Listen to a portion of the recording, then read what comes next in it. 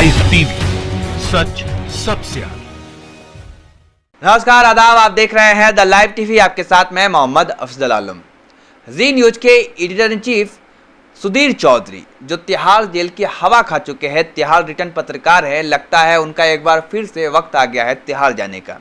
जी हाँ, जिस तरह से एक के बाद एक पत्रकारों पर नफरत फैलाने के मामले में एफआईआर दर्ज किया जा रहा है, कार्रवाई की जा रही है, इस बार नंबर सुधीर चौधरी का आया। सुधीर चौधरी के ऊपर नफरत फैलाने के मामले में एफआईआर दर्ज किया गया है, वो भी गैर जमानती धाराओं में। यह मामला केरल में दर्ज कराया गया है। आखिर क्यों दर्ज कराया गया है, इसके के लिए आप इस वीडियो को देखिए। आपने लव जिहाद के बारे में तो बहुत सुना होगा, लेकिन आज हम आपको लव जिहाद नहीं, जमीन जिहाद के बारे में बताएंगे। आज हमारे पास जिहाद का एक डायग्राम है और ये डायग्राम आज मैं आपको पढ़कर आपको दिखाना चाहता हूं। ये डायग्राम इस समय हिंदी में आपकी स्क्रीन पर है और इसमें क्या लिखा है देखिए। एक तरफ कट्टर जिहाद है, दूसरी तरफ वैचारिक जिहाद है। हार्ड जिहाद, कट्टर जिहाद, जिसमें है इकोनॉमिक जिहाद, आर्थिक जिहाद, जिसके जरिए आर्थिक रूप से जिहाद करना होगा। देखा आपने ये शो 11 मार्च को टेलीकास्ट हुआ था, जिसमें सुधीर चौधरी ने जिहाद के बारे में पूरी चार्ट बनाकर दिखाया था और जिहाद, कट्टर जिहाद, वैचारिक जिहाद, लव जिहाद, जमीन जिहाद, सब कुछ बताया था। और एक कम्युनिटी के प्रति किस तरह से इन्होंने नफरत भरा था, जिसके बाद से काफ़ी आलोचना भी हुई थी और ये मांग भी की गई थी कि इन पर कार्रवाई की जाए। लेकिन देर आया दुरुस्त आया, अब इन पर शिकंजा कसा है, वो भी गैर जमानती धाराओं में।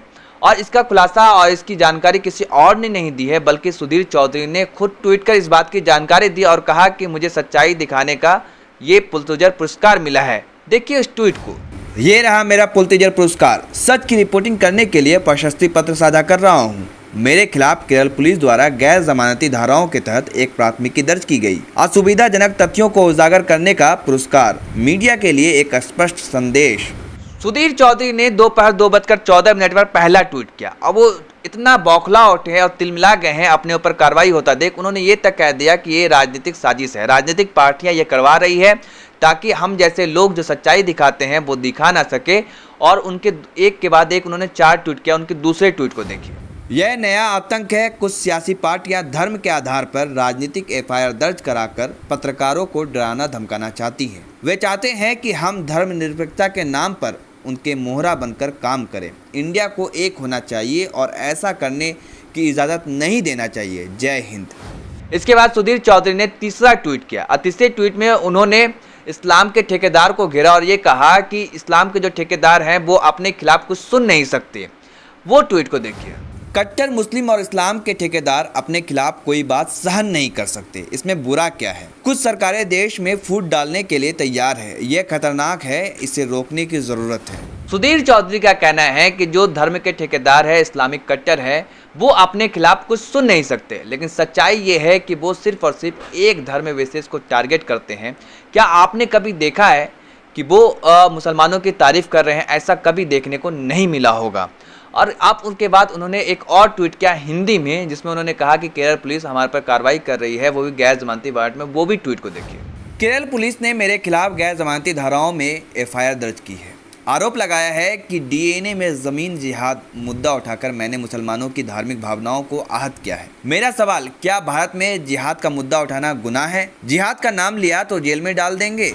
सुधीर चौधरी सवाल पूछ रहे हैं कि क्या अगर हम जिहाद के नाम पर कोई शो चलाएंगे, शो बनाएंगे तो हमें जेल में डाल देंगे?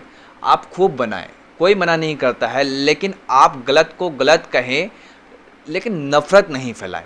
आप दिन रात आपका काम होता है एजेंडेबाजी के तहत काम करना और नफरत फैलाना, एक समुदाय को टारगेट करना, जिसकी वजह से हमारे देश का माहौल ख़राब हो रहा है।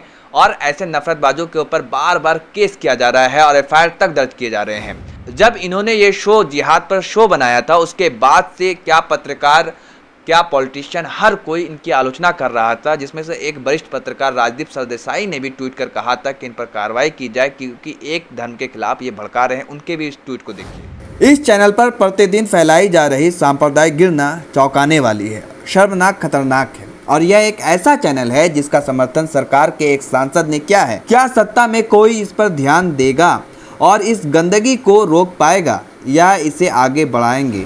अब बात रही सुधीर चौधरी की, तो सुधीर चौधरी ऐसा नहीं कि ये कोई नया काम कर रहे हैं। उन्होंने पहले भी फेक न्यूज़ फैलाया है। 2000 के नोट में आपने देखा होगा, जब नोटबंदी हुई थी तब उन्होंने कहा था कि नोट में 2000 के नोट में नैनो चिप लगी होगी, तो वो जो सरासर फेक न्यूज़ था, बड़ा ही हास्यास्पद था। इसी तरह से उन्होंने जिहाद पर भी एक शो बना दिया नफरत फैलाने के लिए। अब उन पर शिकंजा कस चुका है। ऐसा नहीं है कि सुधीर चौधरी को कोर्ट कचहरी का पहली बार चक्कर लग रहा है, इससे पहले भी वो कोर्ट कचहरी जा चुके हैं और जेल में, तिहाड़ जेल में हवा खा चुके हैं। बात ये आती है कि आखिर इस तरह के माहौल क्यों बनाए जा रहे हैं, आखिर एक भारतीय जो कोई भी हो, किसी भी धर्म का मानने वाला, उसे बांटा क्यों जा रहा है इस तरह से न्यूज़ चैनल के माध्यम से।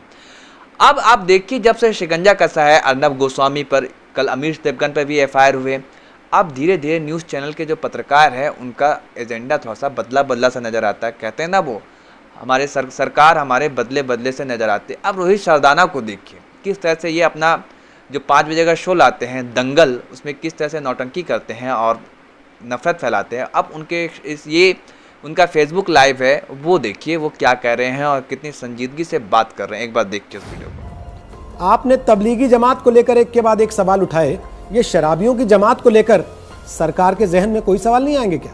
शराब खरीदने वाला शराब खरीदने के लिए तरह तरह के बहाने करे तो समझ में आता है। शराब बेचने वाली राज्यों की सरकारें वो एक के बाद एक बहाने ला रही हैं। तो देखा आपने, अब जो पत्रकारों के जो बोलने का लहजा है और जो तरीका है, उसमें कुछ नमी आई है। गौर करने वाली बात यह है कि इन लोगों पर जो एफआईआर हुआ है वो सब गैर भाजपा शासित राज्यों में हुआ है। इससे पहले अर्नब गोस्वामी पर भी महाराष्ट्र के मुंबई में ही हुआ है एफआईआर, और अमीश देवगन पर भी कल मुंबई में ही एफआईआर दर्ज कराया गया। और अब केरल में सुधीर चौधरी के ऊपर हुआ है, जहां पर कम्युनिस्ट पार्टी की सरकार है। तो अब अगर इसी तरीके से इन लोगों पर शिकंजा कसता है तो धीरे धीरे जो नमी है, जो इन लोगों के बोलने का तरीका है, वो बदलाव ज़रूर आएगा।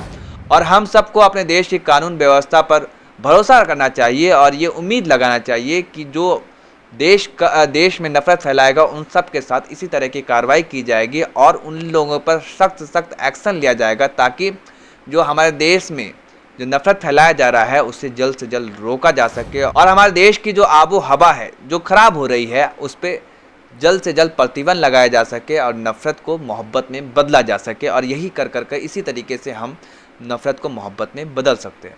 धन्यवाद। लाइव टीवी, सच सबसे आगे।